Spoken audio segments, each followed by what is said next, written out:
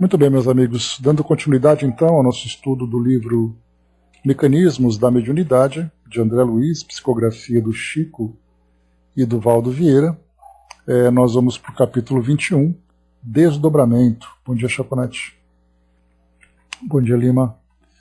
Então, meus amigos, esse nosso tema ele é bastante interessante, porque inicialmente ele vai trazer para nós, bom dia, Andréa, ele vai trazer para nós um conhecimento mais aprofundado a respeito de um fenômeno natural que todos nós vivenciamos, que acontece durante o nosso sono físico, que é o processo de desdobramento.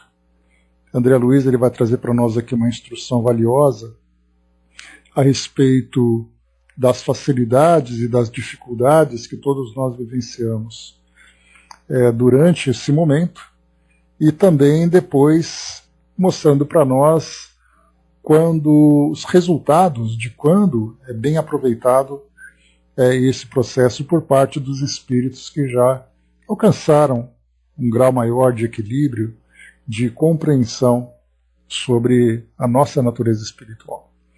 Então nós iniciamos aqui, nesse capítulo de desdobramento, o primeiro item, no sono artificial.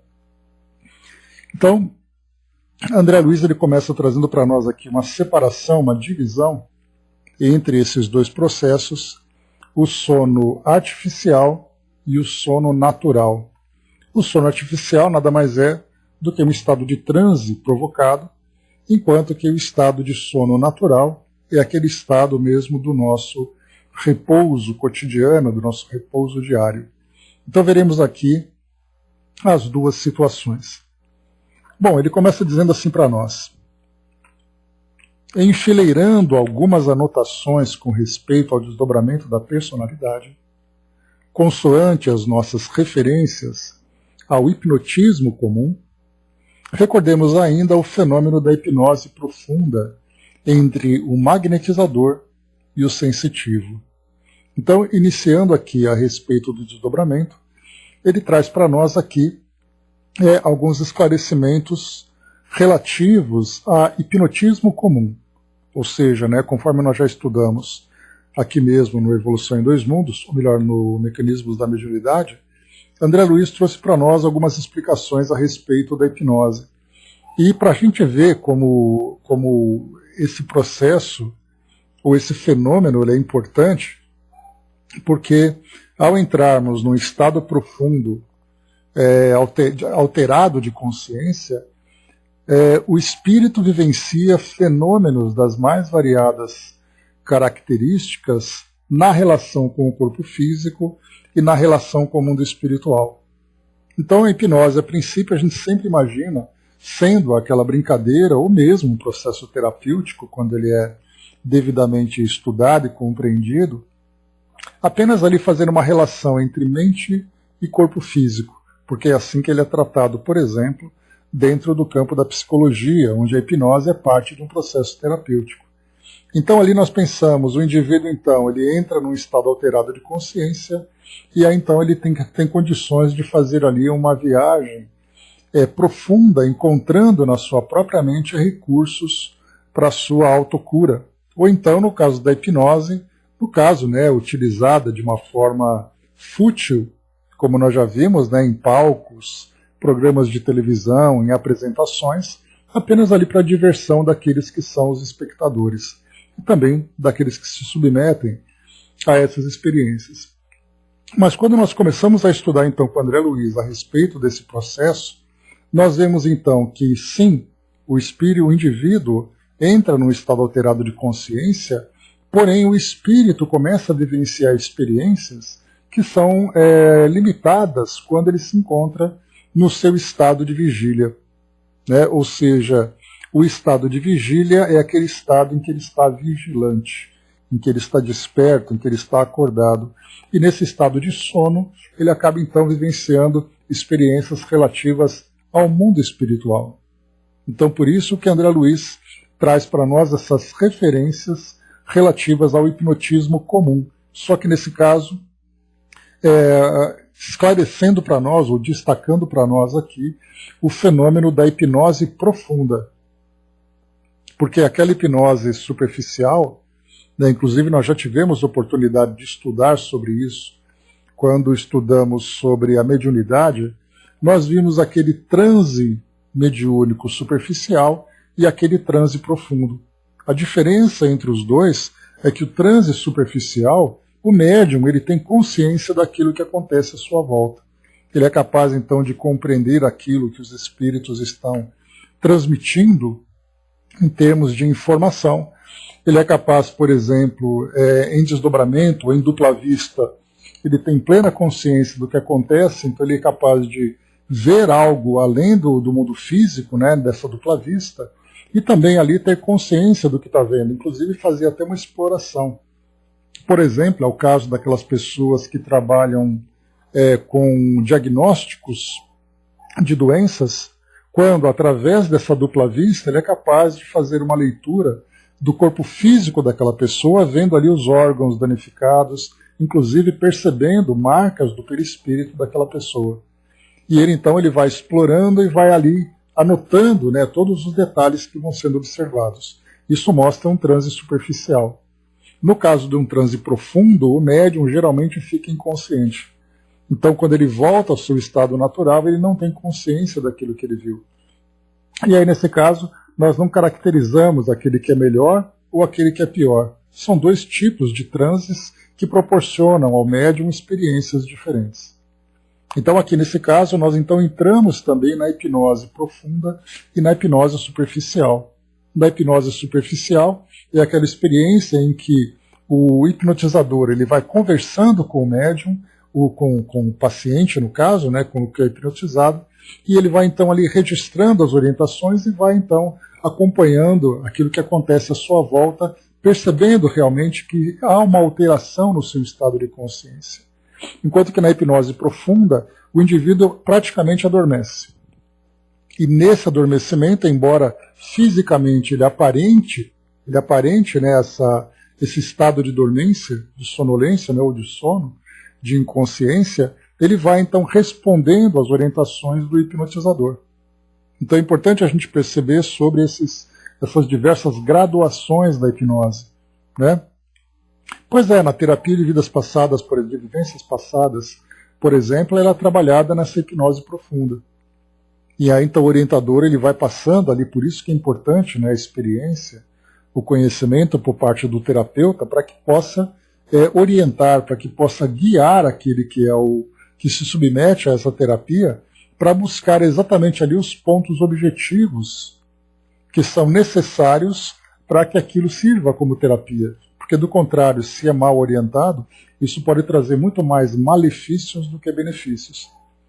Malefícios porque, quando o paciente ele explora o seu inconsciente e ele acaba despertando elementos que estavam ali esquecidos, e esses elementos não são bem trabalhados, principalmente aqueles que são perturbadores, quando ele volta ao seu estado natural, ao seu estado de vigília, ele traz consigo também lembranças e impressões que até então estavam adormecidas.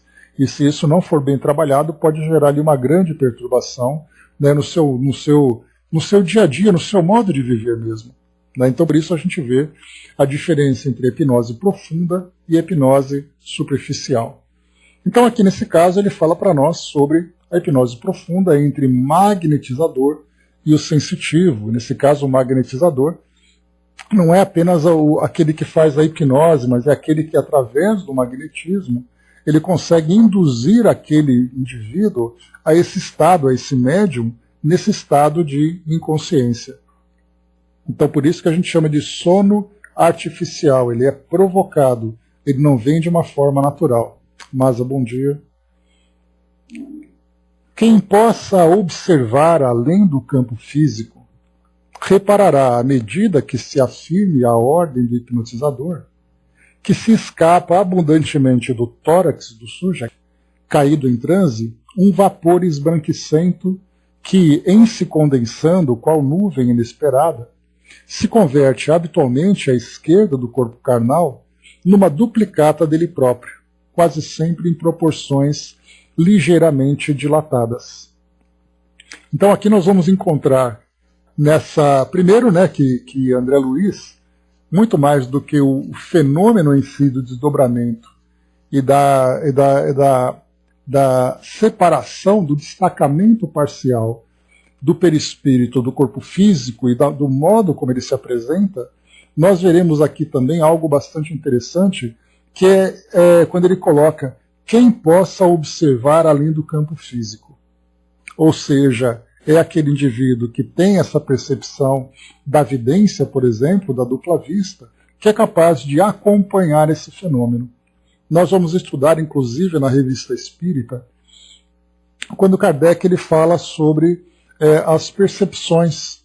No caso ali, né, o senhor era o Dr. Demer, se eu não me engano, que havia desencarnado, era um membro da sociedade, não me recordo quem que era, mas um dos médiuns da sociedade reparou que, olhando o cadáver daquele que havia desencarnado, ele percebia que o processo da desencarnação ele estava ainda acontecendo. Então ele falava que era uma massa esbranquiçada, cinzenta, alguma coisa assim, que se movimentava, se agitava, tentando se libertar daquele corpo físico. Então o médium vidente observou esse processo de desencarnação daquele espírito no momento da morte.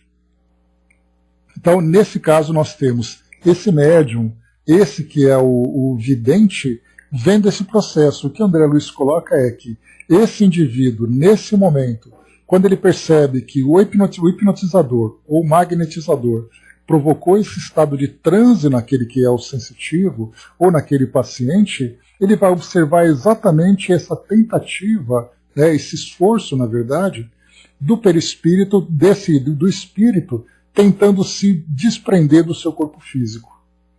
E aí mostra, então, porque não é simplesmente algo, simplesmente acontece, existe um esforço por parte do espírito, mesmo que seja um destacamento parcial. Então ele coloca para nós aqui que se converte à esquerda do corpo carnal, aí então essa observação à esquerda, à direita, aqui a gente não entra em detalhe porque nós não temos elementos mais profundos para dizer exatamente que é assim que acontece. Mas de qualquer forma ele coloca para nós, habitualmente à esquerda do corpo carnal, numa duplicata dele próprio, quase sempre em proporções ligeiramente dilatadas. Então nós vamos ver ali aquele corpo perispiritual, né, se destacando do corpo físico, destacando no sentido de se mostra diferente do corpo físico com essas proporções mais dilatadas. É como se fosse aquele corpo perispiritual preso ao corpo físico, mantendo exatamente o mesmo molde, e quando então ele se separa, ele começa então a aumentar as suas proporções, porque já não existe mais aquela restrição que o corpo físico acaba impondo. É um fenômeno interessante que a gente vai guardando aqui a título de informações. Tal seja o potencial mais amplo da vontade que o dirige, nesse caso aqui do magnetizador ou do hipnotizador, quando ele tem aquela capacidade de induzir realmente o paciente a seguir as suas orientações, o sensitivo, no caso aqui, né, o indivíduo, desligado da veste física, passa a movimentar-se e, ausentando-se muita vez do recinto da experiência, atendendo a determinações recebidas, pode efetuar apontamentos a longa distância ou transmitir notícias com vistas a certos fins. Então a gente vai ver aqui aquele que é o orientador desse trabalho, nesse caso aqui, né, o magnetizador, e ele vai dizer para o paciente, então agora você vai se desprender do seu corpo físico, você vai agora perceber aqui o ambiente longe do seu corpo físico, e você vai se deslocar até tal lugar. E aí então essa pessoa vai até esse local, e depois, enquanto ela se encontra lá, ela continua falando, porque nesse caso você tem essa libertação parcial do perispírito.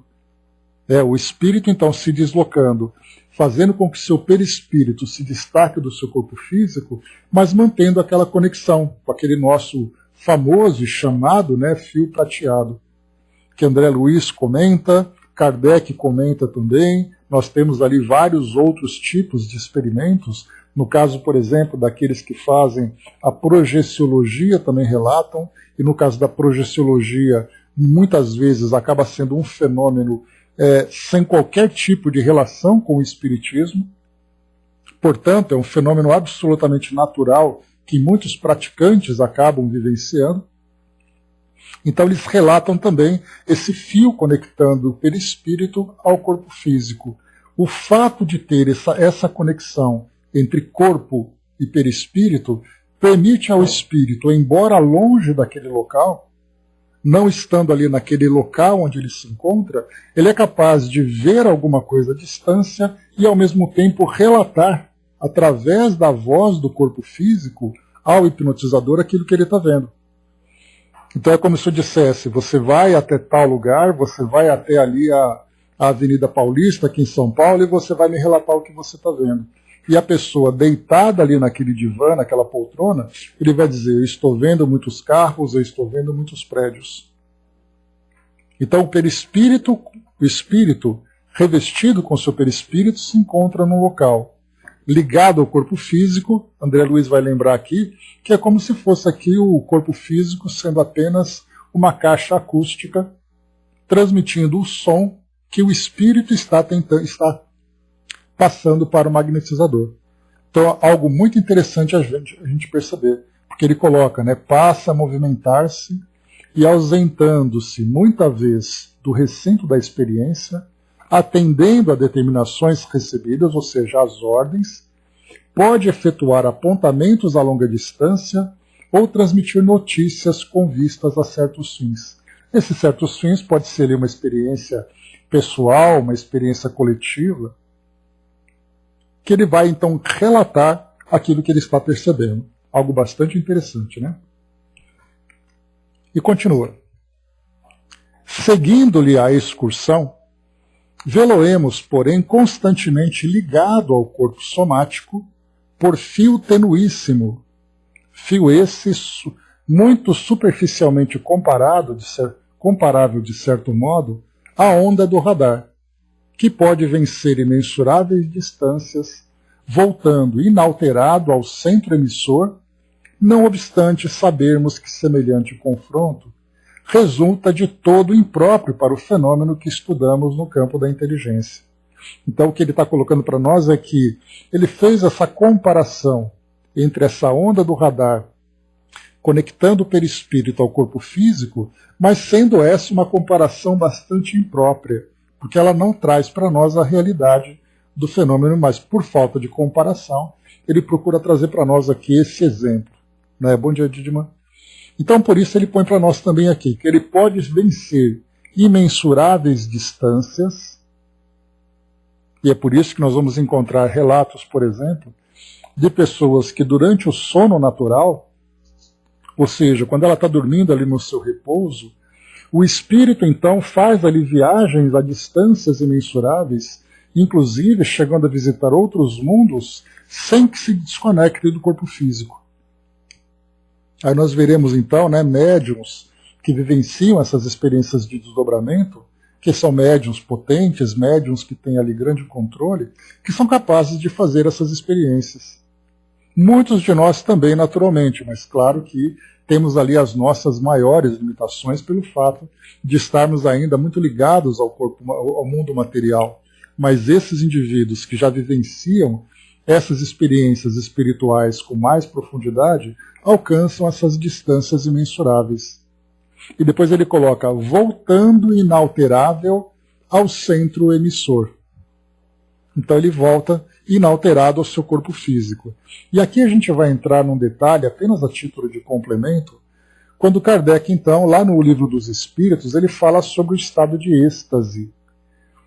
E o estado de êxtase, que é esse fenômeno de desdobramento, é quando o espírito, então, indo a esferas superiores, ele vivencia determinados tipos de prazer espiritual. Não é um prazer físico como nós conhecemos, mas é aquele prazer de estar na presença de espíritos elevados, de estar ali em ambientes onde as vibrações são das mais puras, que o espírito pode, muitas vezes, sentir aquele desejo de não voltar.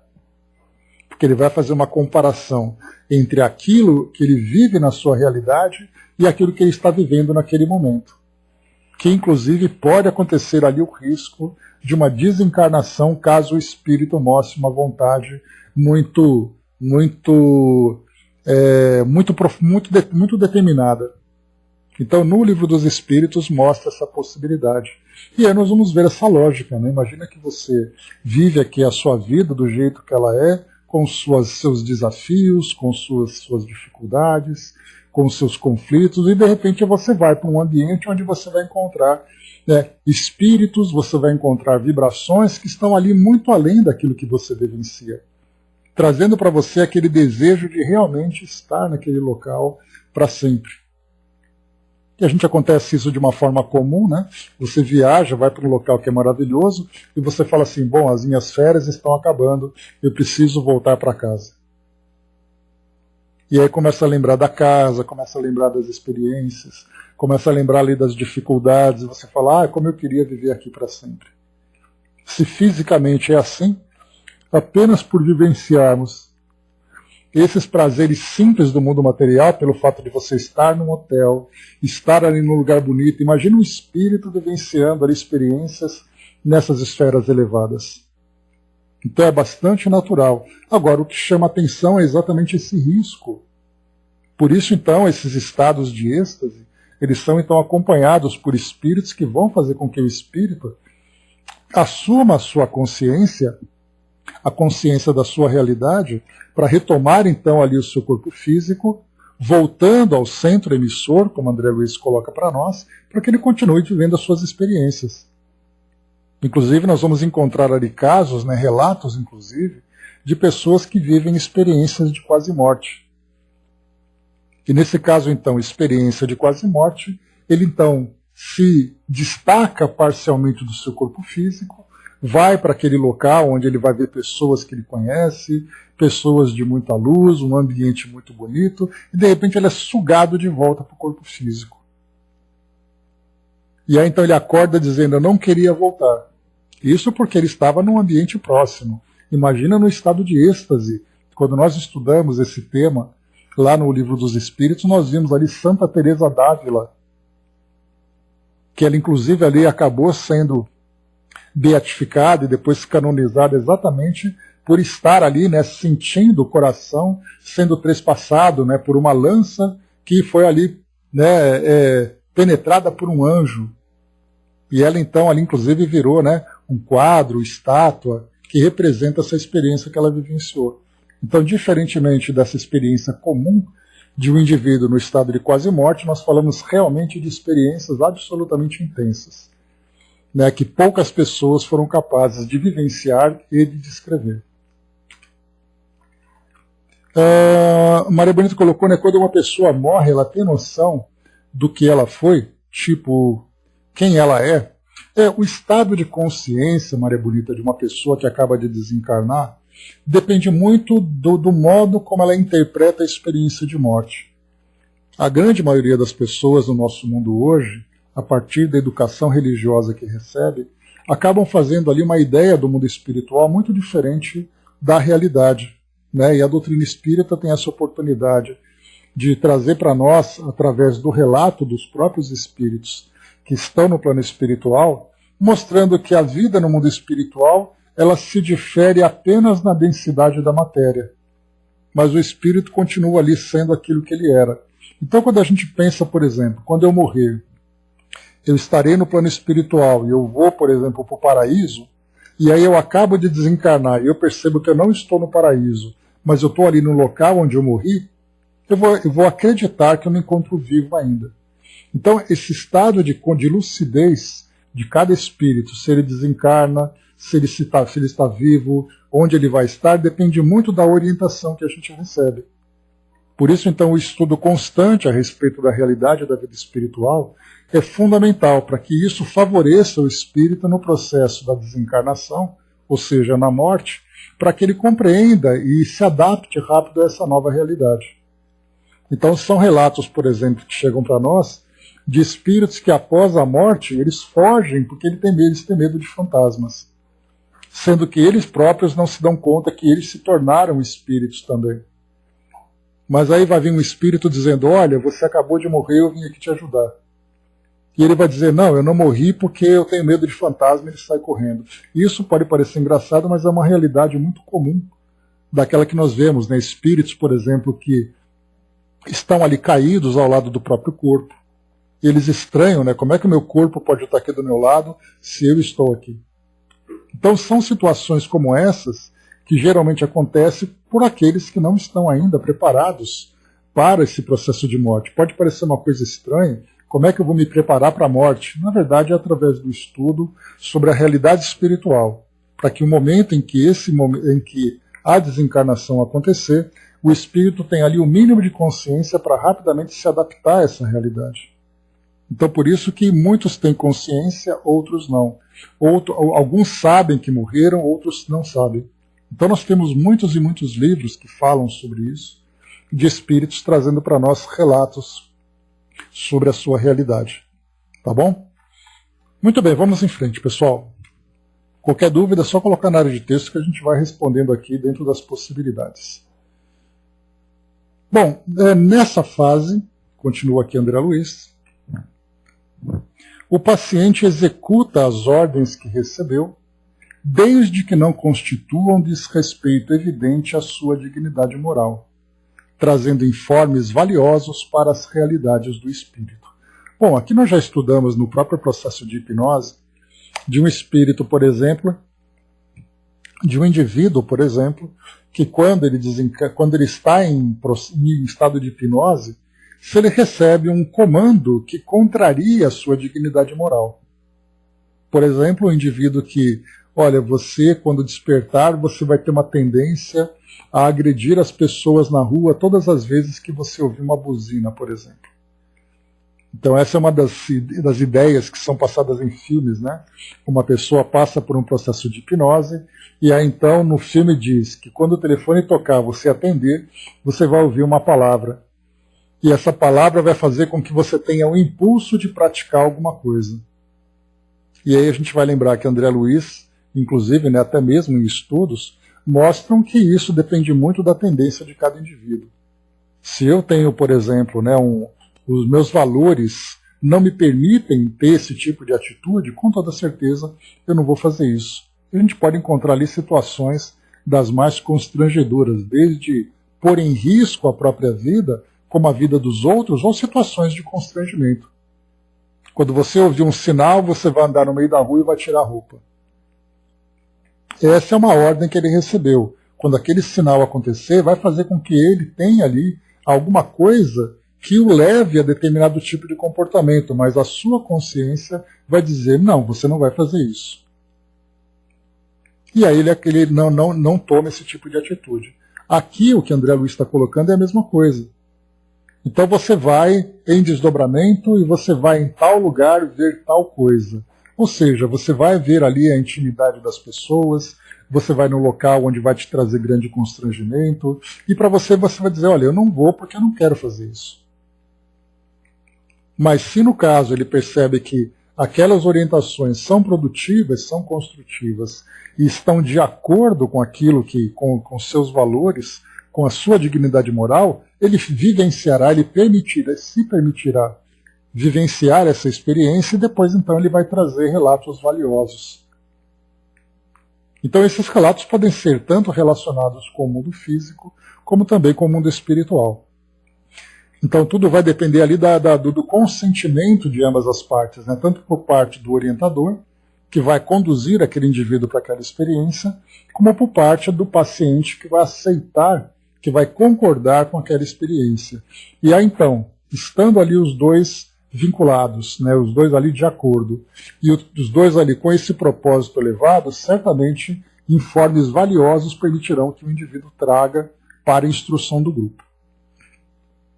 Maria Bonita colocou, né, por exemplo, ontem perdi uma amiga muito querida e especial. Onde ela se encontra nesse momento? Ela passa por qual processo? Né? O processo da desencarnação, né, a gente já estudou sobre isso. Depois a gente pode até mandar para você algum material, se você quiser. O espírito, então, depende muito da forma como ele desencarna, depende muito da forma como eles se relacionam com o mundo material. Há espíritos, que são aqueles que já estão mais espiritualizados, que já têm mais consciência desse processo, que eles estão plenamente conscientes no momento em que eles estão desencarnando. Eles, inclusive, podem até acompanhar o processo da desencarnação. Outros espíritos ficam adormecidos nesse processo enquanto são ajudados por outros amigos. Então, cada espírito tem ali um estado diferente nesse momento. O que a gente pode orientar nesse caso, né? Aqui ficou 33 dias internados por Covid, perdeu o irmão há 26 dias e nem ficou sabendo, né? Então, essas pessoas que geralmente acabam sendo influenciadas pela forma da desencarnação, por estar internada, por estar muitas vezes num estado comatoso, por estar ali adormecida, quando desencarna ela se encontra adormecida e atendida por equipes espirituais que atuam nesse processo. Então, não temos ali o conhecimento do estado real daquelas pessoas. Da nossa parte, nós fazemos ali então sempre aquela mentalização positiva, para que ela seja sempre bem amparada, para que ela compreenda, para que ela desperte daquela realidade, compreendendo a sua nova situação, para que ela confie naquilo que está sendo orientado para ela. Então são essas orientações, dessa forma que nós podemos ajudar. Porque simplesmente não sabemos, cada espírito, como a gente sempre estuda, cada espírito é um universo muito particular, então cada um vai sentir alguma coisa, cada um vai vivenciar uma experiência. Então nós que estamos do lado de cá podemos ajudar da melhor forma possível, enviando esses pensamentos de otimismo, esses pensamentos de tranquilidade, essas preces para fortalecê-la e aceitar essa nova realidade. Mas certamente o que a gente sabe é que existe uma grande movimentação no plano espiritual, de equipes espirituais atuando junto a essas pessoas que estão desencarnando, principalmente nesse momento onde existem tantas pessoas desencarnando ao mesmo tempo. Então ali tem equipes espirituais dessa parte da desencarnação, nós temos ali hospitais no plano espiritual, recebendo esses espíritos para que eles sejam devidamente acolhidos, tratados e orientados. Então da nossa parte é sempre mandar esses pensamentos de fortalecimento, de encorajamento, para que o espírito compreenda e siga essa nova realidade que eles estão vivenciando. E confiarmos que eles não estão sozinhos, que não estão desamparados. Então esse é o ponto principal, o melhor que nós podemos fazer em benefício dessas pessoas. A Mesequi colocou, quando volta, relata o passado ou o futuro, o espírito se transporta, e ele apura as lembranças, ou como se dá isso, né? Quando ele relata, nesse caso, Mesequi, a gente tem ali, por enquanto, nesse processo que nós estamos vivenciando aqui agora, que nós estamos estudando, o espírito apenas se desloca e vê a realidade à sua volta. Já com relação ao passado e ao futuro, nós vamos entrar agora, mais para frente a gente vai falar sobre isso, a respeito da mediunidade, da relação com outros espíritos, da forma como eles vivenciam essa experiência, tendo ali observações profundas sobre o passado, ou tendo ali uma projeção sobre o futuro. Por enquanto, nós estamos estudando apenas sobre o desdobramento. Então o espírito se desdobra e ele pode então se deslocar, liberto parcialmente do corpo físico, observando a realidade à sua volta ou à distância de acordo com a orientação do magnetizador. Um pouquinho mais para frente a gente vai falar um pouquinho sobre essa parte da previsão ou da pós-visão. São dois processos que nós temos, que a gente vai falar sobre a cognição, a pré-cognição e a pós-cognição. Dudu trouxe para nós aqui, muito obrigado desde já. Sim, não é que é diferente, isso pode fazer parte do mesmo processo. Mas, por enquanto, a gente está estudando apenas ali a fisiologia do fenômeno. Tá? Dudu trouxe para nós aqui, então, muito obrigado desde já. A sua consciência, dependendo de como foi a sua situação terrena, levará qualquer espírito que desencarna, sem saber de nada, ao seu estado perturbador ou não. Mas como temos os atenuantes, a misericórdia divina, o processo que será condicionado ao irmão ou irmã, que levará a sua mente na sua mente esses processos de sua vida moral, onde com certeza o seu espírito será bem acolhido e tratado por irmãos preparados para receber com todo o amor do Pai o seu melhor momento da sua hora, do seu momento atual, de sua chegada ao plano espiritual. Tranquilize-se, a situação daquele que chega será bem melhor do que aquele ou aquela que fica. O melhor momento que nessa hora alguém precisa é a prece. Só a prece salva e tranquiliza qualquer um que volta para casa. Essa mensagem que chegou, Maria Bonita, foi para você, tá? Uma mensagem dos amigos espirituais que acabaram de trazer para você aqui essa orientação sobre o que acontece com esses amigos. Então tá aí para você, fresquinha, direto do outro lado, para poder te orientar, tá bom? Então nesse melhor momento realmente é fazer a prece. E a prece com esse objetivo, né? Com a prece com esse objetivo de realmente encorajar, de mandar amor, porque a gente lembra que nesse momento de desencarnação, como a gente está vendo acontecer, o que a gente percebe muito nas pessoas é um sentimento de revolta e um sentimento de dor muito grande. E quando as pessoas vivenciam isso no seu dia a dia, nós lembramos que a prece não é um momento apenas em que você fecha os olhos e você fala com as pessoas do plano espiritual. O seu silêncio, mas a sua mente trabalhando, pensando naquela pessoa, em toda aquela revolta que ela está sentindo, isso também se torna uma emissão de pensamentos que vai atingir e machucar aquela pessoa que desencarnou. Então nós temos que fazer aquele esforço através da nossa fé, através ali da nossa compreensão e principalmente do amor que nós sentimos, fazer com que aquela pessoa compreenda essa nova realidade. Então é aquela briga dentro de nós, e nós sabemos que é uma briga muito intensa, é aquela briga entre aquilo que eu estou sentindo e aquilo que eu preciso desejar. O que eu estou sentindo é tristeza, dor, revolta, e o que eu preciso pensar? Um pensamento de fé, de coragem, de amor. Então a gente precisa ter fazer essa autoeducação e fazer com que esse conflito que existe dentro da gente, deixe de existir, fortalecendo principalmente o nosso sentimento de fé.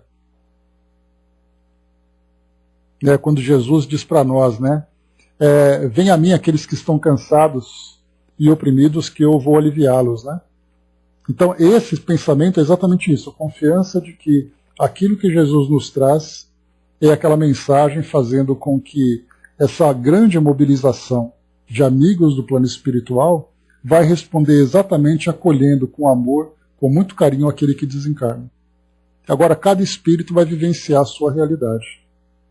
Então, da nossa parte, a gente faz aquilo que é possível fazer. O irmão dela faleceu há 20 dias atrás com Covid também, e ontem foi ela, eram os únicos filhos. Eles se encontram? É possível que sim, mas tudo ainda tem muito tempo para acontecer, muita coisa ainda acontecendo nesse momento. Então não é possível a gente fazer qualquer projeção ainda. Vai depender muito da situação de cada um dos dois, do modo como eles se encontram, do modo como eles aceitam essa realidade. Então, a tendência é que os espíritos amigos, os espíritos familiares, estão sempre ali próximos ajudando. Márcia colocou, eu perdi minha mãe para a Covid faz uns 3 meses, estou procurando caminhos para me confortar, está muito difícil. Mantendo a fé, a gente consegue, Márcia? E traz para nós ainda, ligue seu pensamento na alegria, no sorriso, nas melhores situações que a qualquer um que chega possa sentir a melhor vibração dentro do seu processo de espíritos felizes que chegam para melhorar a situação como um ser terreno que retornou. Assim elas e eles se sentirão consolados e felizes. E é então a orientação para todos nós aqui, para vocês que perderam entes queridos nesse momento, nós que estamos vendo tudo isso acontecer, então sejamos fontes de luz. E essa fonte de luz, essa luz da nossa mente, vem exatamente através dessa alegria, através desse sorriso, através das nossas boas ações. É a melhor coisa que nós podemos fazer. Vamos lá então? Então, copia direitinho para vocês aí, guardem. Vamos ler e reler sempre para que a gente nunca esqueça desse trabalho que a gente pode fazer por eles, né? Vamos lá, meus amigos, seguindo em frente. Então, vimos aqui a respeito, então, das ordens recebidas por parte do hipnotizado e também ali dos limites dessas ordens, né? Porque elas ficam, então, limitadas à dignidade moral daquele que é o hipnotizado. Notemos que aí, enquanto o corpo fisiológico se detém resfolegante e imóvel, a individualidade real, embora teleguiada, evidencia plena integridade de pensamento, transmitindo de longe avisos e anotações através dos órgãos vocais, em circunstâncias comparáveis aos implementos do alto-falante num aparelho radiofônico. Então ele coloca que enquanto o corpo físico ele fica ali imóvel e naquela respiração ofegante muitas vezes, o espírito então se encontra em plena integridade de pensamento e ele vai então transmitindo de longe, no local onde ele se encontra, as suas observações e fazendo as suas anotações. E vai transmitindo através da fala natural. Como se o corpo físico fosse ali apenas o alto-falante e aquelas ondas radiofônicas, né, aquelas ondas eletromagnéticas, chegassem e fossem captadas pela antena. E na verdade aqui nós temos a conexão entre o perispírito e o corpo físico, né? Claro, ali o espírito como elemento principal. Então o corpo físico fica numa condição inconsciente, imóvel, e o espírito então livre, transmitindo ali as suas ideias. À semelhança do fluxo energético na circulação sanguínea, incessante no corpo denso, a onda mental é inestacável no espírito. Então, aqui ele fez uma comparação, né? Se o nosso corpo físico tem ali a circulação sanguínea acontecendo em toda a sua intensidade, a mente do espírito também se encontra em plena atividade na produção das ideias, né, dos sentimentos que ele está vivenciando. Porque ele está vendo, pensando, raciocinando, analisando, observando. Então, mentalmente, nós estamos ali em plena atividade. Isso falando do sono artificial. Mas nós vamos falar sobre o natural também, que ele tem ali processo semelhante. Esmaecem-se as impressões nervosas e dorme o cérebro de carne. Mas o coração prossegue ativo, no envoltório somático, e o pensamento vibra constante no cérebro perispirítico. Então ele está dizendo assim que as impressões nervosas acabam não sendo percebidas pelo cérebro.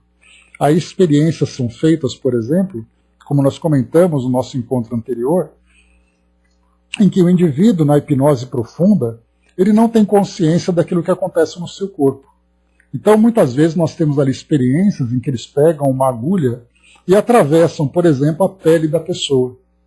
E ela simplesmente não responde absolutamente nada. Porque essas impressões nervosas vão, então, desaparecendo. Vão ficando cada vez mais ali anestesiadas. Então, dorme o cérebro de carne.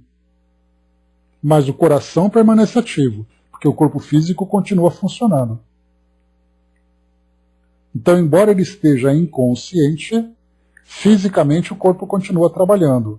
Já no caso do perispírito, né, o espírito está ali pensando intensamente, muitas vezes até, né, com tal intensidade que ele precisa até ser acalmado, porque ele vai vivenciar experiências que para ele é tudo muito novo. Então ele vai ver com surpresa, com medo, com receio. E aí então aquele que é o hipnotizador vai dizer: calma, você está seguro, nós estamos aqui conversando, observe aquilo à sua volta. Porque ele vai ter ali medo das situações mais variadas, daquilo que ele observa. Então, mentalmente, em plena atividade, fisicamente, apenas ali os seus sistemas de manutenção. O cérebro adormecido, o coração batendo, o corpo fazendo o seu metabolismo e a mente trabalhando. Bom dia, embaixador.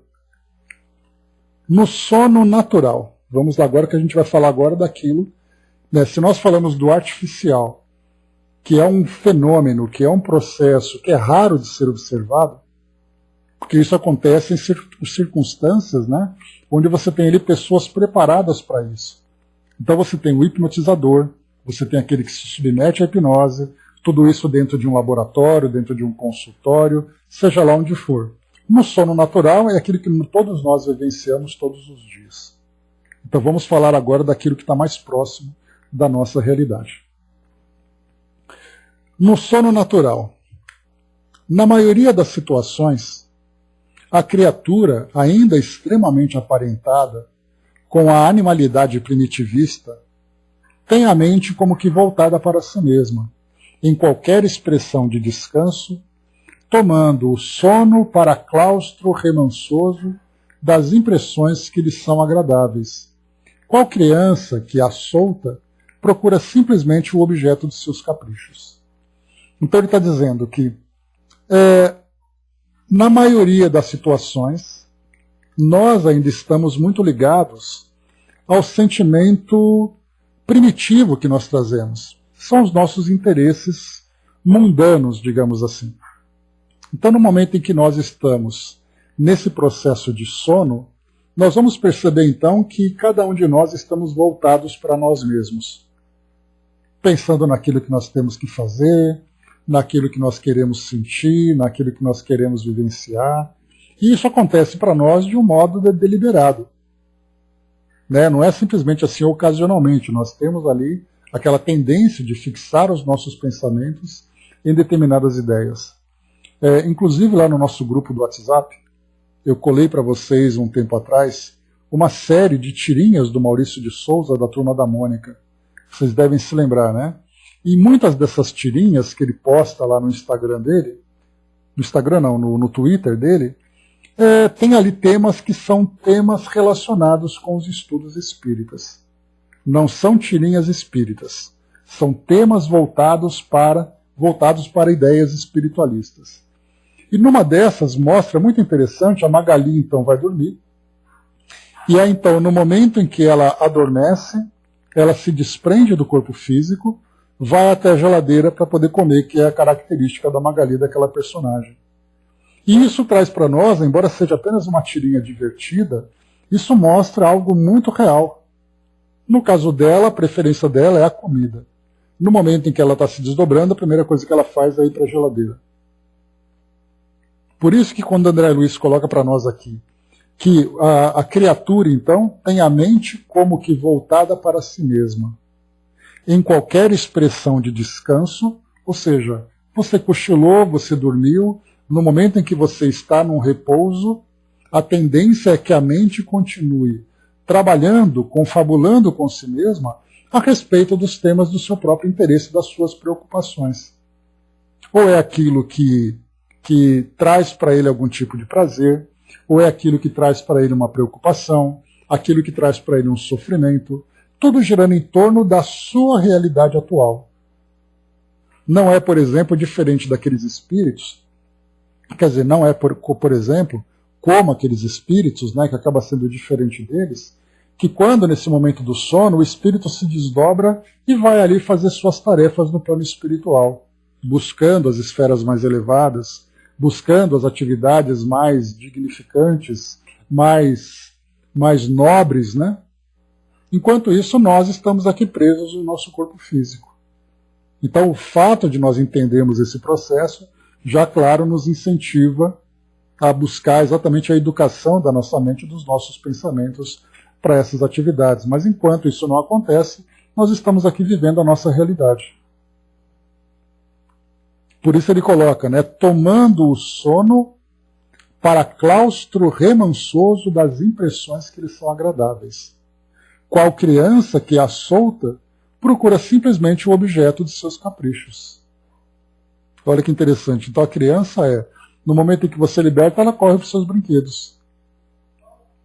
Um espírito, nessa condição natural, quando ele se liberta, ele vai procurar os seus brinquedos. Só que nesse caso são brinquedos de adultos, né? Bom dia, Elcio. E aí então são situações das mais variadas. Nesse ensejo, configura na onda mental que lhe é característica as imagens com que se acalenta, sacando da memória a visualização dos próprios desejos, imitando alguém que improvise miragens na antecipação de acontecimentos que aspira a concretizar. Então é aquilo que nós vivenciamos no nosso dia a dia. É o indivíduo que, como eu falei para vocês, né, o trabalho, as preocupações, as tendências, os desejos, as fantasias, os objetivos, a vida toda dele gira em torno disso. Nesse momento, então, a sua mente começa então a buscar esses arquivos. Já que ele não vive essa realidade, é como se nós pegássemos aqui, não precisamos ir muito longe. A gente fala aqui do sono físico, quando nós estamos então adormecidos e a mente então vai em busca de alguma coisa. Vamos pegar aqui, em vez de nós pegarmos o sono natural, vamos pegar aqui uma situação comum nossa. Vai caminhar na praia. No que você está pensando enquanto você caminha pela praia? Será que você vai pensar nos grandes mistérios do universo? Será que você vai pensar nas grandes conquistas das almas? Não. Você vai andar pela praia, vai chutar areia, e vai ficar pensando, porque amanhã, porque tal pessoa, porque tal lugar, porque tal coisa aconteceu. E a mesma coisa, no momento em que a nossa mente divaga, ela tende a sempre se concentrar naquilo que causa a maior impressão em nós naquele momento da nossa vida. No momento em que nós estamos adormecidos, não é diferente. A única diferença é que essas imagens brotam naturalmente, enquanto que quando nós estamos despertos, nós procuramos dirigir as nossas ideias para aquilo que é do nosso maior interesse. Então, no momento em que você está sentado numa pedra, olhando para o alto, vendo as nuvens, para onde a sua cabeça está viajando naquele momento? Exatamente esse é o conteúdo do nosso interesse. Esses são os objetos dos nossos caprichos, como André Luiz trouxe para nós ali em cima. Elcio colocou, só penso na energia que estou recebendo e na vontade de entrar no mar. Você está muito zen, hein, Elcio? Só uma pessoa zen assim consegue pensar nessas coisas. Mas está valendo, né? Fica aí o exemplo. Vamos lá. Atreita ao narcisismo. Olha só isso, então. O que é o atreita? Estou vendo. Atreita ao narcisismo. O que é isso? Preocupado com os seus próprios interesses. Então, o narcisismo é eu quero, eu sou, eu posso, eu desejo. E nesse caso, é uma tendência natural nossa pensar naquilo que para nós é mais interessante. Pois é. A história de Narciso, né, que olha para a água e diz como você é lindo. Exatamente ali. Atreita ao narcisismo, tão logo demande o sono, quase sempre se detém justaposta ao veículo físico, como acontece ao condutor que repousa ao pé do carro que dirige, entregando-se à volúpia mental com que alimenta os próprios impulsos afetivos, enquanto a máquina se desfaz. Aqui, então, o que ele está colocando para nós, inclusive quando nós estudamos o Evolução em Dois Mundos, e André Luiz falava sobre o processo de desenvolvimento, de evolução do pensamento, ele trouxe para nós uma comparação, que aqueles seres primitivos, aqueles seres que começavam que iniciavam aquela jornada na condição humana, todas as suas preocupações giravam em torno das suas atividades do dia a dia. Então era aquele caçador, era aquele agricultor, era aquele pescador, era o artesão, era aquele que vivia ali com a família. No momento em que ele então entrava nesse processo de desdobramento, André Luiz trouxe um exemplo para nós. Aqui ele fala sobre o condutor totalmente material e totalmente cotidiano. Muito mais do que isso.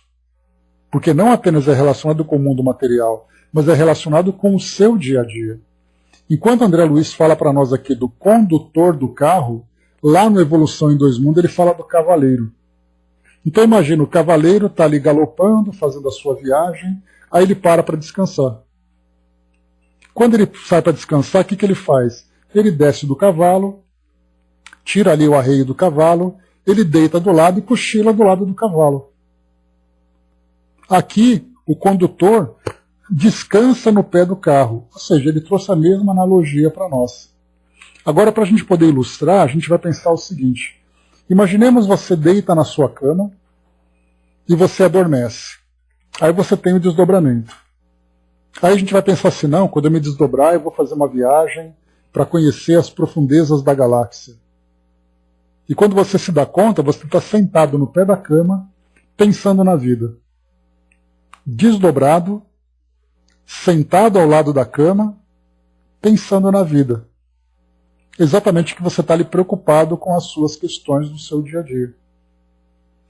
E aí então quando ele coloca, entregando-se à volúpia mental com que alimenta os próprios impulsos afetivos, enquanto a máquina se refaz. A máquina é o corpo físico, então o nosso corpo físico está fazendo ali o seu restabelecimento orgânico, né?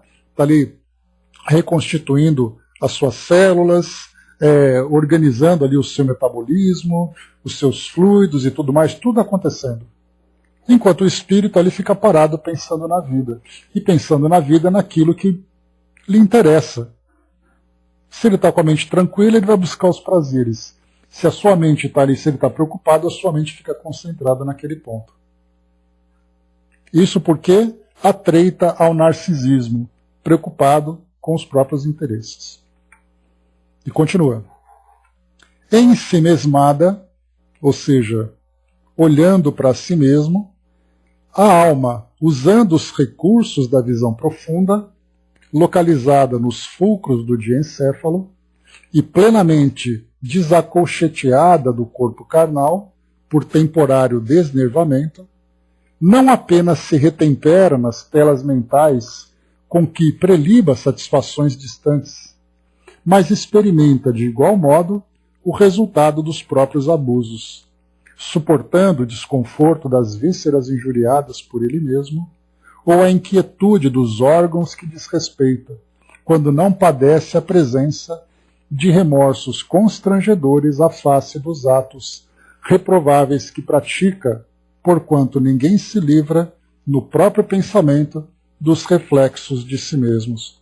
Então ele vai falando para nós aqui que o corpo físico vai recebendo, então, os impulsos da mente a partir do momento em que nós alimentamos as nossas ideias, as nossas satisfações. Quando ele coloca aqui, preliba satisfações distantes, ou seja, ele começa então a trazer ali um prazer antecipado daquilo que ele gostaria que acontecesse. E nesse momento, então, se ele tem ali preocupações, se ele tem raiva, se ele tem ali sensações eróticas, viciosas, o corpo físico acaba respondendo ou recebendo também esses mesmos impulsos. Muitas vezes até trazendo ali desgastes do corpo físico pelo fato do espírito estar ali alimentando o seu pensamento. A gente vai lembrar de O Livro dos Espíritos, quando fala sobre exatamente esse tema do desdobramento. Kardec, na Revista Espírita, ele recebeu essa orientação e depois, então, ele passou essa resposta para o Livro dos Espíritos. Ele vai dizer que o espírito liberto parcialmente do corpo foi perguntado se o corpo físico sente o efeito desse desdobramento. E aí, então, os espíritos responderam que sim, porque o espírito parcialmente liberto é como se fosse aquele balão amarrado num poste. Quando o balão se agita, o poste sofre o impacto dessa agitação. Então é aquele balão agitado que fica puxando a corda, chacoalhando aquele poste o tempo todo. Quando o espírito, o indivíduo desperta, o seu corpo físico muitas vezes se encontra desgastado. E aí nós vamos encontrar nesse mesmo processo, só para a gente poder fazer ali uma antecipação e lembrar que muitas vezes o indivíduo adoece fisicamente pelo fato de mentalmente ele estar sendo obsediado. Porque ele começa então ali a alimentar ideias que são autodestrutivas, ideias viciosas, ideias doentias, afetando o seu corpo físico de uma forma indireta. Porque ele pensa e o corpo recebe. E aí nesse caso a gente vai colocar mais uma vez. experimenta de igual modo o resultado dos próprios abusos, suportando o desconforto das vísceras injuriadas por ele mesmo, ou a inquietude dos órgãos que desrespeita, quando não padece a presença de remorsos constrangedores à face dos atos reprováveis que pratica, porquanto ninguém se livra no próprio pensamento dos reflexos de si mesmos. E então a consciência começa a fazer ali uma pré-cobrança ou uma cobrança daquilo que nós vamos então buscando ou registrando. Sono e sonho. Deixa eu ver aqui o tamanho. Tá. Vamos lá que nós temos 10 minutinhos. Qual ocorre no animal de evolução superior? No homem de evolução positivamente inferior, o desdobramento da individualidade. De novo, qual ocorre no animal de evolução superior? No homem de evolução positivamente inferior, o desdobramento da individualidade, por intermédio do sono, é quase que absoluto estágio de mero refazimento físico. Então o que ele está colocando para nós é o animal de evolução superior ou no homem de evolução positivamente inferior, ou seja, aquele homem ainda que começa a avançar nas trilhas da humanidade, ou aquele animal de evolução superior, o momento do sono físico é de mero refazimento, porque ele não é capaz ainda de fazer com que as suas ideias sejam ideias que ele consiga desenvolvê-las, ideias que sejam elevadas, ideias que sejam proveitosas. Ele simplesmente se concentra nos seus instintos, nos seus impulsos imediatos e ao mesmo tempo em que o corpo físico vai se refazendo. E ele vai colocar assim, no primeiro, no caso do animal de evolução superior, em que a onda mental é simplesmente fraca emissão de forças fragmentárias, o sono é puro reflexo das atividades fisiológicas. Então, no animal, a gente vai ter ali, como ele não é capaz de produzir o pensamento contínuo, com raciocínios, com ideias, com projeções mais avançadas, tudo que ele vai se preocupar são situações fisiológicas. A gente já viu, por exemplo, o cachorro que fica, naquele momento em que ele adormece, né? Que ele fica ali latindo, que ele fica correndo. São situações que ele pensa alguma coisa que causou nele uma impressão. Já no segundo, no homem, embora homem seja ainda de evolução positivamente inferior, a onda mental está em fase iniciante de expansão. Nesse caso, o sonho, por muito tempo, será invariável ação reflexa do seu próprio mundo consciencial ou afetivo. Então, embora ele tenha ali ideias já elaboradas, elas giram ainda em torno do seu mundo consciencial. Ou seja, aquilo que ele fez no seu dia a dia, aquilo que ele fez no seu cotidiano, as preocupações das suas tarefas, da sua rotina ou do seu campo afetivo. Nesse caso, vem ali os sentimentos, as sensações do corpo, as sensações de prazeres, as sensações de medo. Então ele tem já o pensamento desenvolvido, ou já com o processo iniciado, mas as suas ideias estão presas ainda nesse ponto. Evolui, no entanto, o pensamento na criatura que amadurece, espiritualmente através da repercussão. Então, assim como o indivíduo vai amadurecendo a sua capacidade de pensamento, a sua capacidade de raciocínio, ele evolui também espiritualmente nesse processo durante o sono. Então, os seus sonhos, por exemplo, se tornam mais complexos a partir do momento em que suas ideias também são complexas. Como no caso do sensitivo, que fora do envoltório físico, vai até o local sugerido pelo magnetizador, tomando-se a ordem determinante da hipnose artificial pelo reflexo condicionado que lhe comanda as ideias. A criatura na hipnose natural, fora do veículo somático, possui no próprio desejo o reflexo condicionado que lhe circunscreverá o âmbito da ação além da roupagem fisiológica, alongando-se até o local em que se lhe vincula o pensamento. A mesma coisa que ele coloca então para nós aqui. Durante o sono, o espírito então ele se desprende e vai até o ambiente do seu interesse. Ele vai até o ambiente onde para ele é ali o objeto das suas preocupações. Sua casa, seu trabalho, o local onde ele deseja ir, enfim, está ali sempre naquele reflexo condicionado. Como a sua vida gira em torno daquele elemento, ele vai então em busca desse elemento durante o sono físico. Dudu colocou: o sono carrega as baterias do corpo orgânico, e ao emancipar-no no desdobramento, ele, através do fluido cósmico, ele recupera fluidos que excederam no dia a dia, só um instantinho, o seu tempo de energias, e com isso o espírito, volitando no espaço que ele se eleva, vai trazendo uma melhora substancial ao seu corpo terreno e espiritual. Tudo dentro do seu tempo de sono. Estou aqui mostrando para nós essa questão do sono, né, porque quando a gente fala sono, a gente pensa no corpo físico adormecido. E nessa parte do corpo adormecido, a gente vai pensar em todas as ações fisiológicas do organismo. Então, quer dizer, movimentação de fluidos, liberação de substâncias, impulsos nervosos que vão ali diminuindo a intensidade. Esse é o nosso pensamento inicial. Porque quando nós olhamos para o corpo físico, nós pensamos apenas na parte material.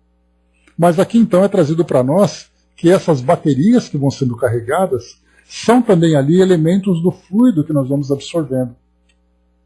Nesse fluido cósmico que foi colocado para nós, essa recuperação de fluidos, de substâncias sutis, que nesse caso, né, quando eu falei para vocês que nós olhamos para o corpo físico e vemos apenas ali a matéria se recompondo, porque é assim que a medicina vê, é assim que a nossa ciência vê, e é assim que nós estamos acostumados a ver, nós nos esquecemos exatamente dessa recuperação energética, dessas energias que vão sendo absorvidas a partir desses fluidos que nós absorvemos.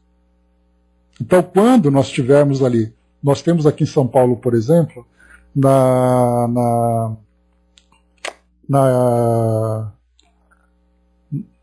Faculdade de Medicina aqui em São Paulo, né, que é a Federal de Medicina, nós temos ali no Hospital das Clínicas o Instituto do Sono.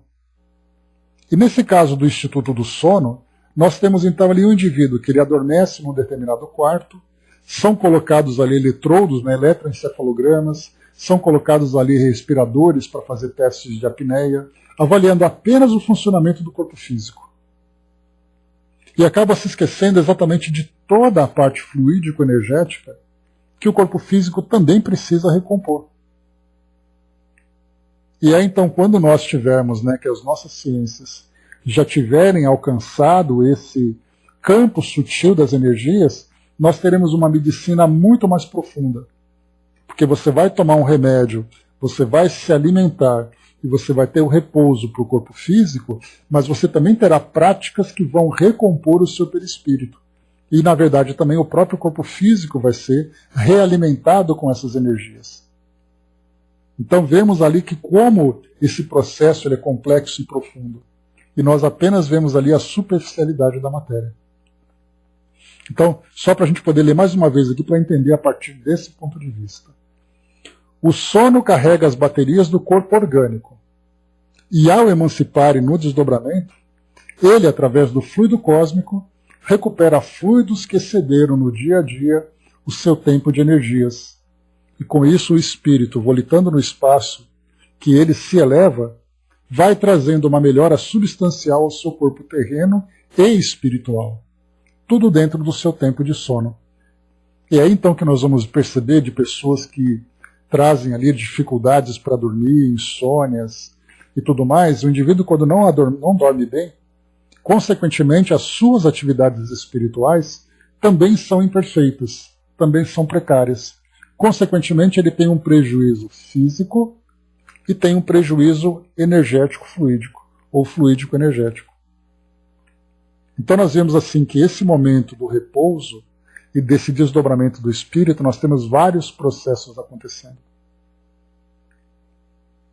Então, um bom sono, uma boa alimentação, um bom repouso é para nós ali a melhor forma de nós nos refazermos e mantermos ali o nosso corpo físico saudável. Bom, pessoal, aqui nós temos então, só para a gente, deixa eu ver se falta muita coisa aqui. Temos ainda 3 parágrafos aqui que não vale a pena a gente correr agora. Depois a gente faz ali um pequeno retrospecto dessa parte do sono e do sonho, porque vale a pena a gente analisar com atenção. Até porque vimos aqui 3 parágrafos iniciais, né? Mas a gente continua então na próxima semana. Porque aqui a gente vai comentar como é interessante, né? Talvez aqui de todos os capítulos que nós estudamos, não, sexta-feira é Revista Espírita, Elcio. Então, de todos os capítulos que nós estudamos aqui, talvez esse seja o que mais diretamente diz respeito aqui ao nosso dia a dia, né? Porque os outros são fenômenos mediúnicos, né? Mas aqui a gente está vendo alguma coisa relacionada com a nossa vida cotidiana. Por isso merece muita atenção para entendermos como acontece esse processo e o que a gente pode fazer através desse aprendizado para melhorar cada vez mais ainda a nossa qualidade de vida. Né? Então, a gente vai dar sequência no próximo encontro, na segunda-feira, na próxima semana. Então vimos aqui o sono artificial, o sono natural, estamos agora aqui vendo o sono e sonho. Depois nós teremos ainda concentração e desdobramento, inspiração e desdobramento, desdobramento e mediunidade. Então esses são os próximos temas para estudarmos. A Angelina colocou, sendo assim, enquanto a ciência material procura encontrar o sentido da vida no bisturi, vai passar um bom tempo para descobrir o espírito, né? Olha, eu acho que, por mais esperançosos que nós sejamos, ainda existe um longo caminho. Porque para que a gente veja na medicina, para chegarmos no estudo do espírito e dos fluidos, das energias e tudo mais, nós precisamos primeiro mudar as próprias crenças das pessoas, né? Vemos assim, as pessoas precisam se ver como espíritos imortais, elas precisam se ver dentro dessa realidade, para depois a gente começar a ver todas as consequências dessas novas ideias. Né? Seria mais ou menos assim, para você procurar vida fora do planeta, você precisa inicialmente acreditar que existem alienígenas, né? Então, para você pensar na medicina espiritual, você precisa primeiro se convencer da existência do espírito. Então, pelo que nós vemos aqui, pelo andar da nossa carruagem, ainda teremos ali um longo caminho pela frente. Muita coisa ainda precisa ser modificada nas nossas crenças e nas nossas convicções. Mesmo que o nosso planeta tenha ali mais de 90% de pessoas que estão ali vinculadas a alguma filosofia espiritualista. André colocou, sonhei uma vez, todos nós estudando juntos, sentados numa mesa comprida, com o André na ponta, passando orientações. O local era lindo, né? Claro e arborizado. Eu fiquei triste quando acordei, queria continuar lá. Deve ter sido um sonho mesmo, viu? Porque eu estaria lá no fundo, viu, André? Certamente devia ser outro que estava na cabeceira dessa mesa. Mas vamos lá, né? Mas belo sonho, gostei do seu sonho. A Angelina colocou, né, espírito, corpo espiritual e corpo físico, né? Exatamente tudo isso ainda tem que ser analisado. Nós estamos ainda apenas no corpo físico. Ah, era eu? Então era sonho mesmo, com certeza. Elcio colocou, existem universidades e associações médicos espíritas agindo, mas chegaremos lá, né? Vamos ver. Conta-gotas homeopáticas ainda. Mas é isso, pessoal. Fechando por aqui o nosso encontro de hoje. Vimos aqui, então, mais uma vez, né, André Luiz, aqui no nosso Mecanismos da Mediunidade, capítulo 21, Desdobramentos. Depois a gente vai para os próximos itens tão interessantes para todos nós. Fechando por aqui, então, pessoal. Aliás, só para complementar, mais uma vez, pessoal, falei para vocês que ontem nós não teríamos estudo normal amanhã, tá? Eu vou, na próxima terça-feira, tomar a nossa querida vacina. Então amanhã todo mundo junto de novo aqui, sem alteração na nossa agenda.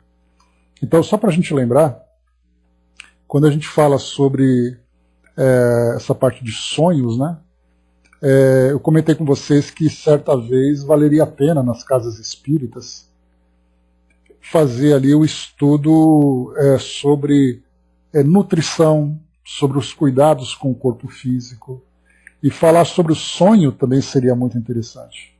Sobre